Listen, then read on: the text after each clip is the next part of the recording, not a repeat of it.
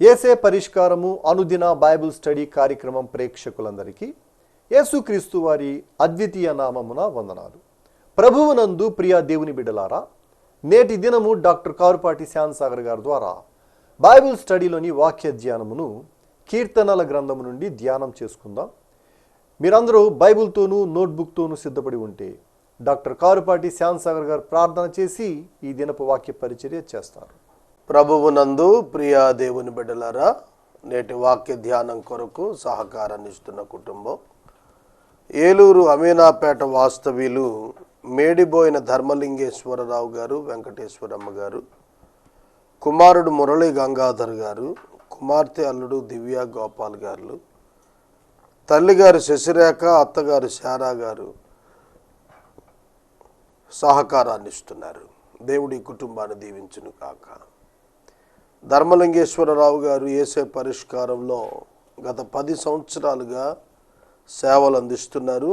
వెంకటేశ్వరమ్మకు, మురళీ గంగాధర్, దివ్య గోపాల్, శశిరేఖ, శారా గారులకు ప్రత్యేక ధన్యవాదాలు. రేపటి నుండి మాసాంతము వరకు ఎపిసోడ్ సహకారులు కావాలి. దయచేసి ప్రార్థనలో జ్ఞాపకము చేసుకోనండి. ప్రార్థన. మమ్మలను మిక్కిలిగా ప్రేమిస్తోన్న మా ప్రియ ప్రభువా, మీకు వందనాలు, స్తోత్రాలు. మీ వాక్యం చేత మమ్మలను దీవించమని ప్రార్థిస్తున్నాం. మీ సేవకులు, మా ప్రియ సోదరులు మేడిపోయిన ధర్మలింగేశ్వరరావు గారు, వెంకటేశ్వరమ్మ గారికై మీకు కృతజ్ఞతలు. వారిని ప్రేమించి ఇచ్చిన కుమారుడు మురళీ గంగాధర్ కొరకు, దివ్య గోపాల్ కొరకు, శారా శశిరేఖ గారుల కొరకు మీకు వందనాలు చెల్లిస్తున్నా. ఈ కుటుంబాన్ని దీవించండి. ప్రతి మాసము మీ సేవకుడు తన వ్యాపార కష్టార్జితములో నుండి సహాయం చేస్తున్నాడు. యేసే పరిష్కారానికి ప్రభువా వాలంటీర్గా పనిచేస్తున్నారు. బిడ్డలను దీవించమని ప్రార్థిస్తున్నాం. మీ చేతులకు వీరిని అప్పగిస్తున్నాము ప్రభు. ఈ సమయంలో ప్రాముఖ్యంగా నిబంధన ఛానల్ కొరకు సహాయమును పంపమని ప్రార్థిస్తున్నాము. మీ కృప కొరకై అర్థిస్తున్నాము. మేము తలపెట్టి మీ నామం పేరిట కొనసాగిస్తున్న ప్రతి పని నిరాటంకంగా సాగునట్లు సాయము చేయమని అడుగుతున్నాము. నేటి వాక్య ధ్యానము మాకు దీవెనకరముగా అనుగ్రహించుము. యేసు దివ్య నామమున ప్రార్థిస్తూ ఉన్నాము తండ్రి, ఆమెన్. ప్రభువునందు ప్రియ దేవుని బిడ్డలారా, దయచేసి మీ పరిశుద్ధ బైబిల్ గ్రంథాన్ని తెరవండి. కీర్తనల గ్రంథము 137వ సంకీర్తన మీ ఎదుట ఉంచుకొనండి. ఈ సంకీర్తన చెర అనుభవాన్ని జ్ఞాపకం చేస్తూ వ్రాయబడినటువంటిది. చెరకు కారణము గ్రహించినటువంటి ఇజ్రాయేలు యోధా వారు దేవుని యొక్క సన్నిధిని క్షమాపణ కోరి తమ శత్రువులపై తీర్పును కోరుతూ చేసిన ప్రార్థనా కీర్తన ఈ 137వ సంకీర్తన. ఇజ్రాయేలు జనాంగము క్రీస్తు పూర్వము 722వ సంవత్సరంలో అషూరు రాజ్యానికి చెరగా ఇజ్రాయేలు వారు వెళ్ళారు. క్రీస్తు పూర్వము 600 సంవత్సరం మొదటి దఫా, 586వ సంవత్సరం రెండవ దఫా బబులోనుకు యోధా వారు చెరకు కొనిపోబడ్డారు. ఆ సందర్భాలలో బబులోను వారు క్రూరంగా ప్రవర్తించారు. బబులోను సామ్రాజ్యాధినేత అయిన నెబుకద్నెజరు యెరూషలేమును ముట్టడి వేశాడు. దేవుని యొక్క ఉగ్రతను బట్టి దేవుడు బబులోనుకు చెరకై 70 సంవత్సరాల చెరకై యోధా వారిని అప్పగించాడు. ఆ సందర్భంలో చివరి 5 యోధా రాజుల యొక్క కాలంలో యోధా ప్రజలు చాలా శ్రమలు పడ్డారు.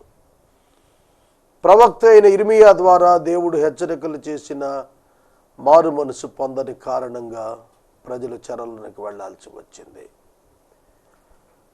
దేవుని యొక్క వాక్యములో ఇశ్రాయేలీయులకు దాయాదులు అన్నదమ్ముల వరుస ఎదోమీయులు.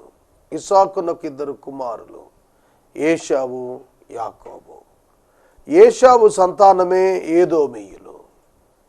ఏదోమీయులు ఈ యూదా జనాంగము యొక్క నివాసిత స్థానమైనటువంటి యూదా సామ్రాజ్యానికి దక్షిణ భాగాన నివాసం ఉన్నారు. అన్నదమ్ముల వరుస.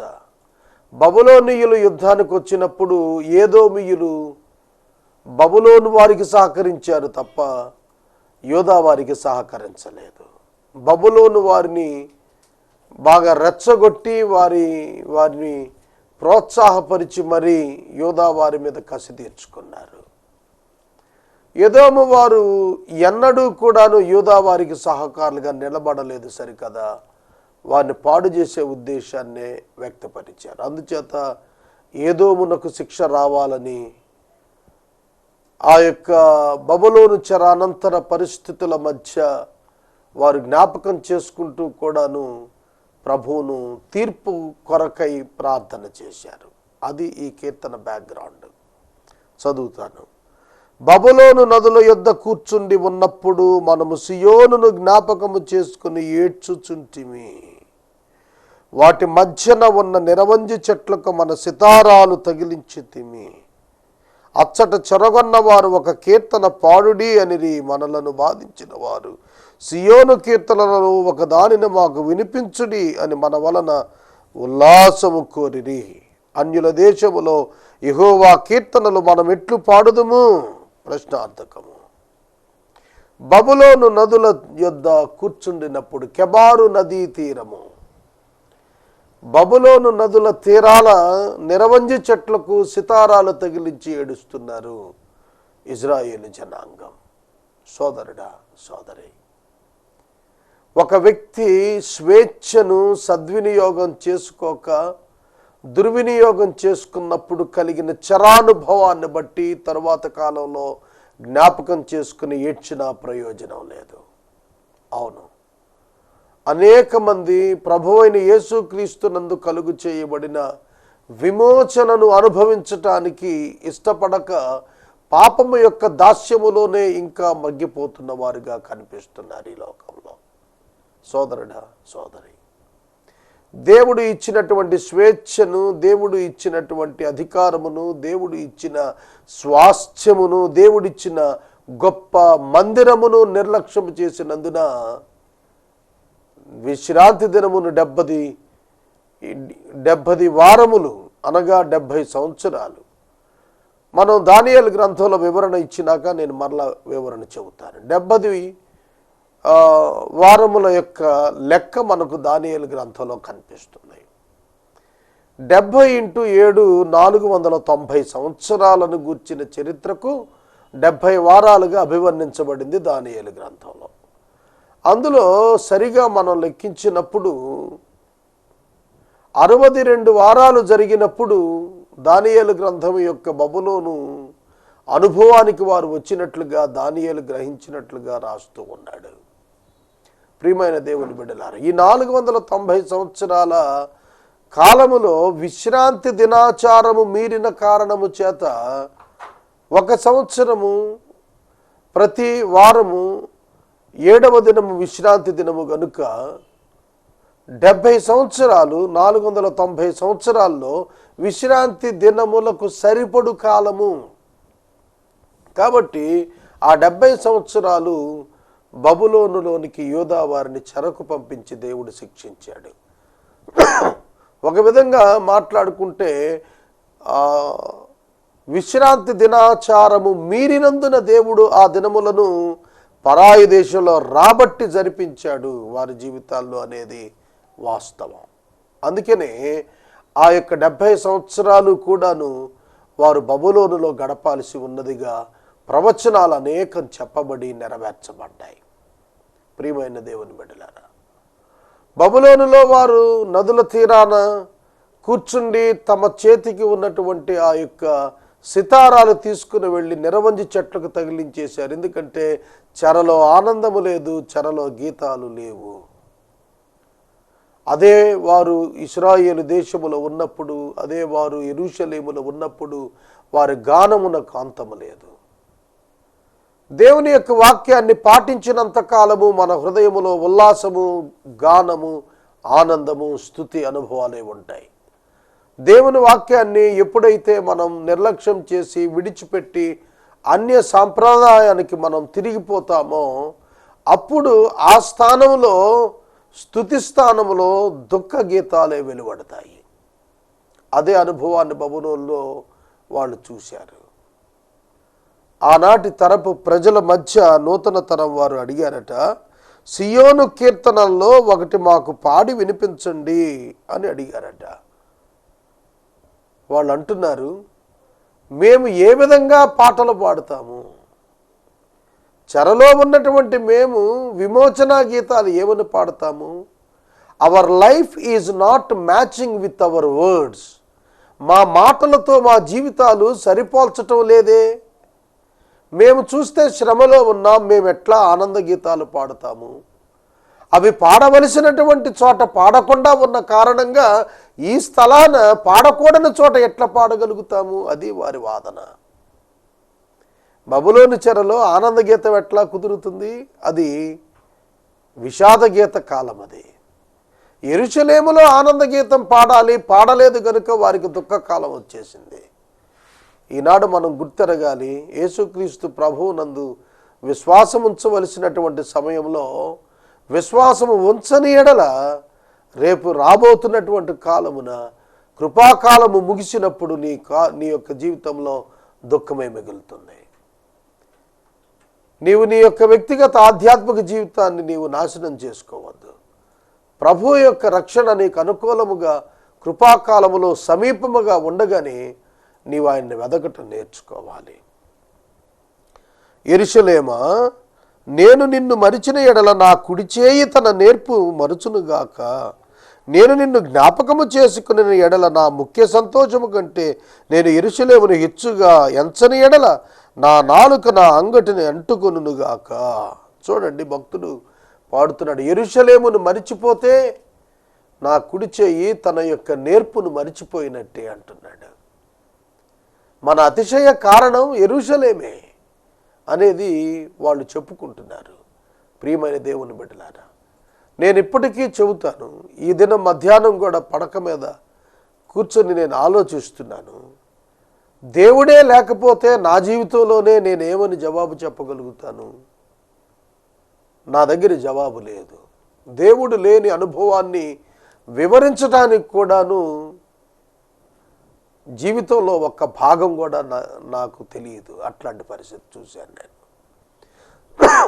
ప్రియమైన దేవుని బిడ్డలారా, యెరూషలేమును మరిచిన ఎడల, దేవుని మందిరాన్ని మరిచిన ఎడల నా కుడి చేయి తన నేర్పును మరుచునుగాక అన్నాడు.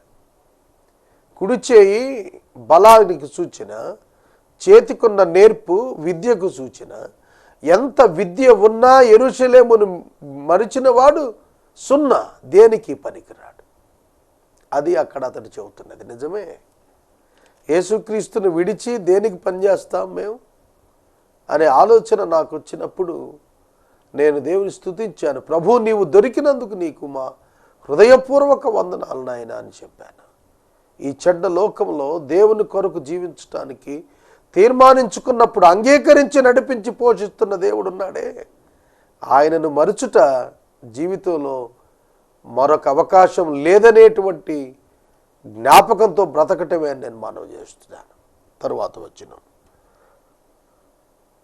యెహోవా, ఎదోము జనులు చేసినది జ్ఞాపకం చేసుకునము, యెరూషలేము పాడైన దినమున జ్ఞాపకముకు తెచ్చుకునము, దానిని నాశనం చేయండి, సమూల ధ్వంసం చేయండి అని వారు చాటిరి కదా. ఎదోమీయులు అన్నదమ్ములే కదా, పెదనాన్న చిన్నాన్న పిల్లలు. యాకోబు ఏశావు పిల్లలు పెదనాన్న చిన్నాన్న పిల్లలు, దాయాదులు. ఒకరికొరకు ఒకరు పోరాడవలసిన వారు. కానీ ఎదోమీయులు ఇశ్రాయేలీయుల యొక్క నాశనాన్ని చూచినప్పుడు సంతోషంతో వారు ఆనందించారట. నాశనము చేయమని కోరారు, సమూల ధ్వంసం చేసేయండి అని చెప్పి చాటుకున్నారట. ఇదేనా సహోదరత్వం? అక్కడే వారి గుండెలు మండి దేవుని యొక్క సన్నిధిలో విజ్ఞాపన చేస్తున్నారు, తీర్పు తీర్చు వీరికి అని చెప్పి అడుగుతున్నారు. పాడు చేయబడబోవు బబులోను కుమారి, నీవు మాకు చేసిన క్రియలను బట్టి నీకు ప్రతీకారము చేయువాడు ధన్యుడు. బబులోను పాడైపోయింది తెలుసునా? క్రీస్తు పూర్వము 586వ సంవత్సరంలో యూదా జనాంగాన్ని తన యొక్క స్వాధీనానికి తీసుకుని పోయినటువంటి నెబుకద్నెజరు చనిపోయాడు. నెబుకద్నెజరు కొడుకు బెల్షజరు నెబుకద్నెజరు కంటే దుర్మార్గుడయ్యాడు. నెబుకద్నెజరు దేవాలయము నుండి, యెరూషలేము దేవాలయము నుండి తీసుకుని వచ్చినటువంటి బంగారు పాత్రలలో మద్యాన్ని పోసుకొని తన ఇంట ఉన్న స్త్రీలతో పాటుగా తాగాడు. దేవుని ఉగ్రత వారి మీదకు వచ్చింది. ఆ రాత్రే మాదీయుడైన దర్యావేషు అతన్ని చంపేశాడు. సోదరుడా, సోదరి, బబులోను కూలిపోయింది. అందుకని అంటున్నాడు, కూలిపోబోతున్న బబులోను కుమారి అని అంటున్నాడు. దేవుని పిల్లలను నాశనం చేయుటకు ప్రయత్నించిన వారు కూలిపోవుట తథ్యము. ఇది వాస్తవము. Historical event in the Bible చరిత్రలో ఇది చారిత్రాత్మక ఘట్టం. దేవుని పిల్లలను నాశనము చేయుటకు ప్రయత్నించు ఎవరైనప్పటికీ కూడా నాశనం కాబోతున్న వారిలోనే ఉంటారు. అదే చెప్పాడు, నీవు మాకు చేసిన క్రియను బట్టి నీకు ప్రతిఫలము చేయువాడు ధన్యుడు. మాదీయ రాజు దర్యావేషు పరిపాలనకు వచ్చాడు. దర్యావేషు యొక్క మాదీయ రాజ్యాన్ని జయించి పారసీక రాజులు పరిపాలనకు వచ్చారు. ఆ పారసీక రాజులలో కోరేషు రాజు వచ్చినప్పటికీ 70 సంవత్సరాలు పూర్తయ్యాయి. కోరేషునకు దేవుడు ప్రత్యక్షమై ఇశ్రాయేలీలను వెనకకు తిరిగి పంపించు, వారు తమ రాజ్యానికి వెళ్ళి దేవాలయాన్ని మరలా కడతారన్నాడు. బబులోనీయులు నాశనమయ్యారు, మాదీయులు నాశనమయ్యారు. దేవుని ప్రజలు నిలిచే ఉన్నారు. దేవుని ప్రజలను సమూల ధ్వంసం నాశనం చేయమని కోరిన ఎదోమీయులను గుర్చంటున్నాడు, నీ పసిపిల్లలను పట్టుకొని వారిని బండకు వేసి కొట్టువాడు ధన్యుడు. దీనికి చాలామంది ఆధ్యాత్మిక అర్థాలు వెతికారు, అది అక్కర్లేదు. ఇక్కడ భక్తుడు కోరుతున్నది తీర్పు కొరకైన ప్రార్థన గనుక వారి పసిపిల్లలుగా ఉండగానే చచ్చుంటే బాగుండు, ఎందుకంటే వారు పెద్దవారైతే మరింత కష్టపడి చనిపోతారని. ఓ పసిపిల్లవాడిని బండకేసి కొడితే వెంటనే చచ్చిపోతాడు. It won't take much time to die. ఎక్కువ టైం పట్టదు. ఒక పసిబిడ్డను రాయికేసి కొడితే చచ్చిపోతాడు. కానీ అదే ఒక 30-40 సంవత్సరాల బలాఢ్యుడైన మనిషిని చంపడానికి how much time it will take, ఎంత సమయం పడుతుంది. అందుకని అన్నాడు, దేవుడు తీర్పు తీర్చిన దినాన ఈ పసిపిల్లలు పెద్దవాళ్ళు అయితే ఆ దినాన వాళ్ళు పడే బాధ కంటే ఇప్పుడు పసిపిల్లలుగా ఉండగానే మీ అంతటి మీరే చంపుకుంటే మంచిది. మా దేవుడు మీకు విధించబోయే శిక్ష అంత ఘోరాతి ఘోరంగా ఉండబోతోంది అని బబులోను వాసులకు ఈ భక్తుడు, పేరు చెప్పబడని ఈ భక్తుడు హెచ్చరిక చేసి మాట్లాడాడు. అదే సంభవించింది. అది సంభవించింది. ప్రియమైన దేవుని బిడ్డలారా, 137వ సంకీర్తన మనం చూస్తున్నప్పుడు బబులోను చెరలో బాధ అనుభవిస్తూ యెరూషలేములో ఉన్న దినాలలో కలిగిన ఆనందాన్ని జ్ఞాపకం చేసుకుంటూ దేవునిని గూర్చినటువంటి ఆలోచనలతో సతమతమవుతూ తాము పొందిన అన్యాయపు శ్రమలను బట్టి తమకు విడుదల కావాలని కోరుతూ తీర్పు తీర్చమని ప్రార్థించినటువంటి వారి యొక్క హృదయాలు ప్రస్ఫుటంగా మనకు కనిపిస్తూ ఉన్నాయి. ఈనాడు దేవుని పిల్లలకు ఎవరు బబులోను వలె, ఎవరు మాదీయ వలె, ఎవరు ఏదోము వలె శ్రమలను కలిగింప ప్రయత్నిస్తున్నారో అట్టి వారికి శ్రమ అని వాక్యము జ్ఞాపకం చేస్తోంది. 138వ సంకీర్తన 1వ వచనం నుండి ధ్యానం చేద్దాం. నేను నా పూర్ణ హృదయముతో నీకు కృతజ్ఞతాస్తుతులు చెల్లిస్తున్నాను, దేవతల ఎదుట నిన్ను కీర్తించెదను. నీ పరిశుద్ధ ఆలయము తట్టు నేను నమస్కారము చేస్తున్నాను. నీ నామమంతటి కంటే నీవిచ్చిన వాక్యమును నీవు గొప్పచేసి ఉన్నావు. నీ కృపా సత్యములను బట్టి నీ నామమునకు కృతజ్ఞతాస్తుతులు నేను చెల్లించెదను. చూడండి, ఇక్కడ కృతజ్ఞతాస్తుతులు చెల్లించుచూ ఉన్నాను, నమస్కారం చేయుచూ ఉన్నాను. గమనించండి ఈ పదాలు. చెల్లించుచూ ఉన్నాను ప్రజెంట్ కంటిన్యూస్ టెన్స్, నమస్కారము చేయుచూ ఉన్నాను ప్రజెంట్ కంటిన్యూస్ టెన్స్, కృతజ్ఞతాస్తుతులు నేను చెల్లించదను ఫ్యూచర్ టెన్స్. ఈ కాల విభజన ఇక్కడ మనం చూస్తున్నప్పుడు పరిశుద్ధ ఆలయము తట్టు తిరిగి నమస్కారము, దేవుని యొక్క సన్నిధిని దేవతల ఎదుట పూర్ణ హృదయముతో స్తుతి చెల్లించు అనుభవము, దేవుని వాక్యమును బట్టి కృపా సత్యములను బట్టి దేవుని నామమునకు కృతజ్ఞతాస్తుతులు చెల్లించుట, ఇది అనుభవం. దేవుని వాక్యమును బట్టి, దేవుని నామమును బట్టి రెండు ఒకటే. దేవుని నామము యేసుక్రీస్తు, దేవుని వాక్యము యేసుక్రీస్తు. యేసుక్రీస్తును బట్టి నేను కృతజ్ఞతాస్తుతులు చెల్లిస్తాను అంటూ పరిశుద్ధ ఆలయము తట్టు తిరిగి నమస్కారము చేయదను. పరిశుద్ధ ఆలయము యేసుక్రీస్తే. అర్థమవుతుందా? యేసుక్రీస్తు ప్రభువు దేవుని యొక్క పరలోక రాజ్యము యొక్క నమూనా. పరలోక రాజ్యము యొక్క నమూనా ప్రత్యక్ష గుడారం. అందుకే దేవా నీ వైపు తిరిగి అన్న, నీ ఆలయము వైపు తిరిగి అన్న ఒకటే అర్థాన్ని ఇస్తుంది. సోదరుడా, సోదరి, దేవుని వైపు తిరిగినప్పుడు కనపడినది వాక్యమే, దేవుని వైపు తిరిగినప్పుడు వినబడినది ఆయన యొక్క నామమే. కనుక ప్రభువైన క్రీస్తు యొక్క ప్రత్యక్షతకు ముందే ప్రభువైన క్రీస్తును తన జీవితాన్ని గుర్తెరిగిన వాడుగా భక్తుడు స్తుతిస్తాను, స్తుతి చెల్లిస్తాను అంటున్నాడు. అవును, దేవుని తెలుసుకోవాలి అని అనగా దేవుని వాక్యమును, దేవుని నామమైన యేసుక్రీస్తును తెలుసుకొనవలెను. యేసుక్రీస్తును తెలుసుకోకపోతే నీవు దేవుణ్ణి తెలుసుకోలేవు. ఎలయనగా ప్రభువైన దేవుణ్ణి యేసుక్రీస్తు ప్రభువు మాత్రమే ఈ లోకానికి కనపరిచాడు, ప్రత్యక్షపరిచాడు. ప్రత్యక్షపరచబడినటువంటి దైవము ప్రభువైన యేసుక్రీస్తే. సోదరుడా, సోదరి, అందుకు ఆయనను స్తుతించవలసిన అనుభవాన్ని మనం కలుగున్నాము. నేను మొరపెట్టిన దినమున నీవు నాకు ఉత్తరమిచ్చితివి, నా ప్రాణములో త్రాణ పుట్టించి నన్ను ధైర్యపరిచితివి. యెహోవా, భూరాజులందరూ నీవు సెలవిచ్చిన మాటలు విని నీకు కృతజ్ఞతాస్తుతులు చెల్లించెదరు. నేను మొరపెట్టిన దినమున నీవు నాకు ఉత్తరమిచ్చితివి. ఈ అనుభవ దినాలు ఎన్నో ఉన్నాయి నా జీవితంలో. మీరు మొరపెట్టారా?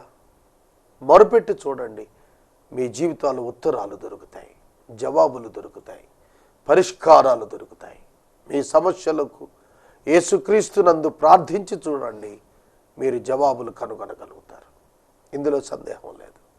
ఇది 3000 సంవత్సరాల క్రితం వ్రాసినటువంటి ప్రత్యేకమైనటువంటి కీర్తన. ఇది 3000 సంవత్సరాల క్రితం రాశాడు భక్తుడు ఈ కీర్తన.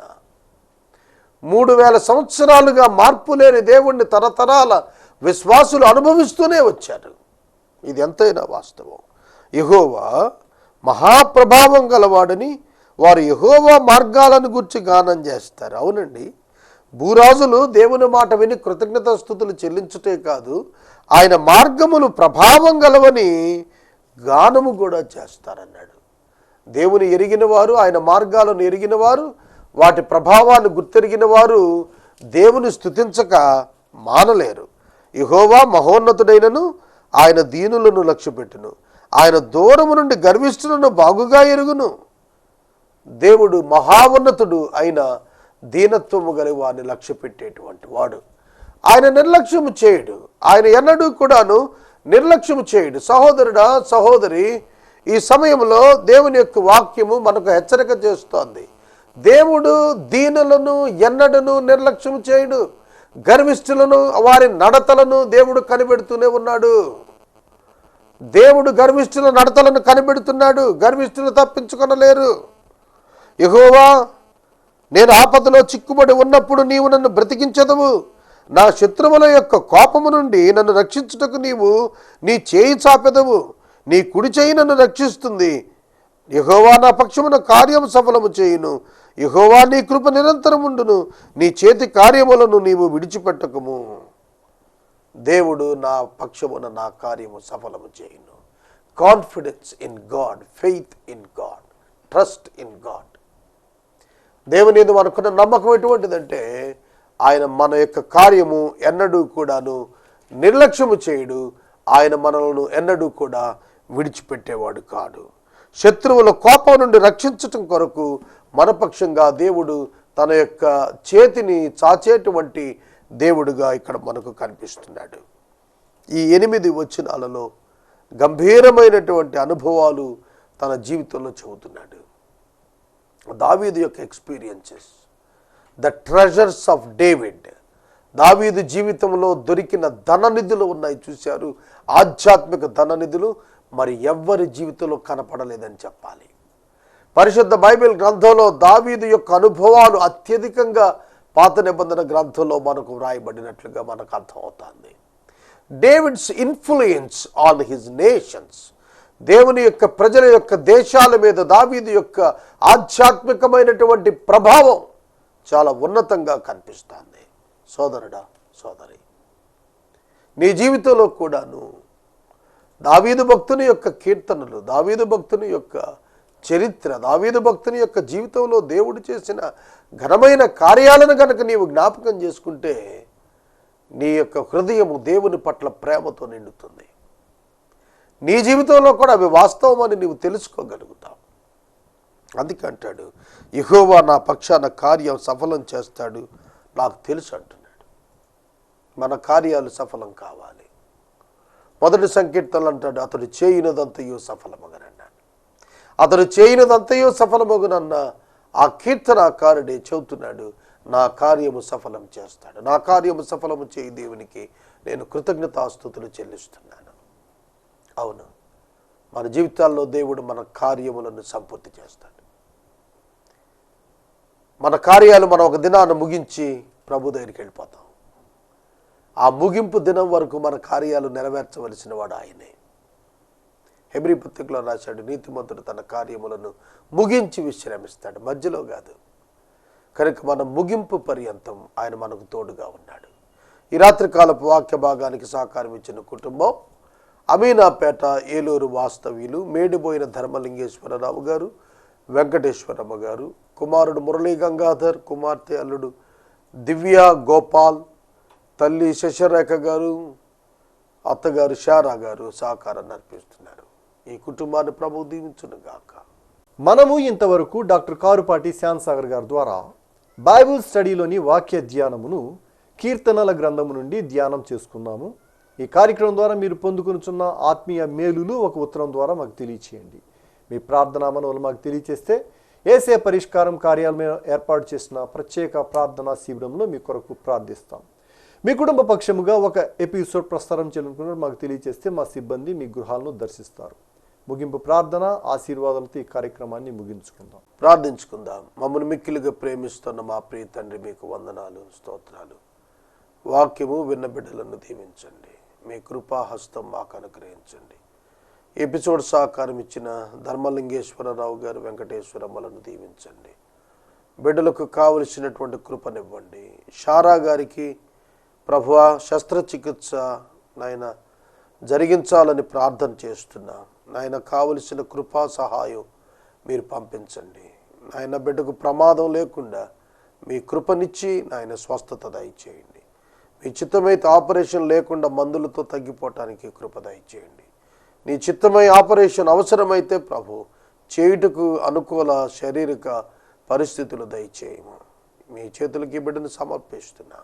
మేలు చేయము. యేసు నామమున వేడుతూ ఉన్నాము తండ్రి, ఆమెన్. తండ్రి అయిన దేవుని ప్రేమ, కుమారుడైన యేసు క్రీస్తు ప్రభువు వారి యొక్క కృప, పరిశుద్ధాత్మ దేవుని యొక్క అన్యోన్య సహవాసము సదాకాలం మనందరికీ తోడై ఉండును గాక. ఆమెన్.